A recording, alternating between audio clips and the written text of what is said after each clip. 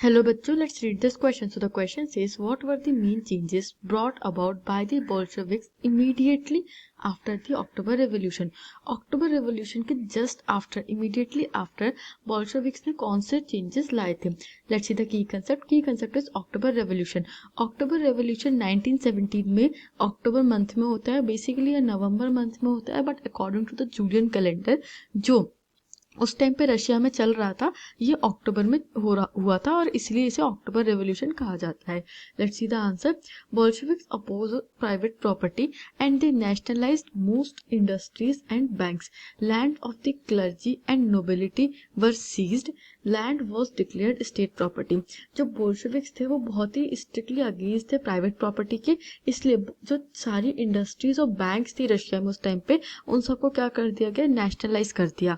जो क्लर्जी का लैंड था, क्लर्जी और नोबिलिटी के पास जो पावरफुल लोग थे उस टाइम पे सोसाइटी में जो लैंड रख सकते थे, उनका जो लैंड था वो भी सीज करके उसे स्टेट प्रॉपर्टी डिक्लेयर कर दिया और प्राइवेट प्रॉपर्टी को पूरी तरीके से अबॉलिश कर दिया.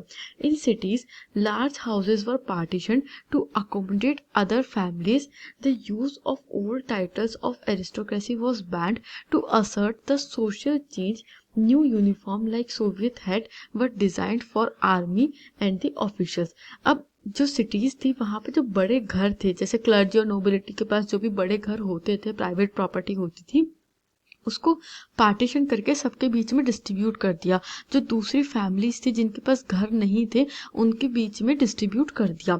जो पुराने टाइटल्स थे एरिस्टोक्रेसी के उनको बैन कर दिए पूरी तरीके से, जैसे किंग के, जार के जो टाइटल्स वगैरह होते थे उनको बैन कर दिया. और सोशल चेंज असर्ट करने के लिए न्यू यूनिफॉर्म्स इंट्रोड्यूस करिए लाइक सोवियत हैट, जो कि मेनली आर्मी और ऑफिसर्स के लिए डिजाइन थी.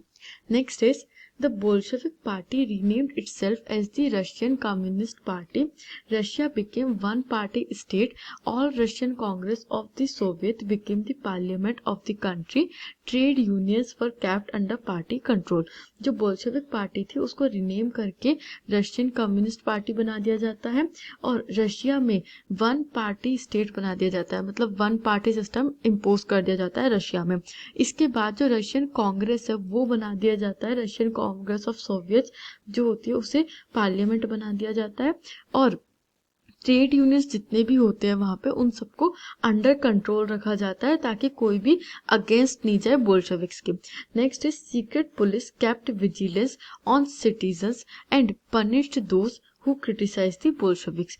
एक सीक्रेट पुलिस बना दी थी और वो विजिलेंस रखती थी सिटीजन्स के ऊपर, उनको पनिश करती थी जो भी बोल्शेविक्स के अगेंस्ट जाते थे या उनको क्रिटिसाइज करते थे. So these were the main changes brought after the October Revolution. I hope you understood this question. Thank you and best of luck.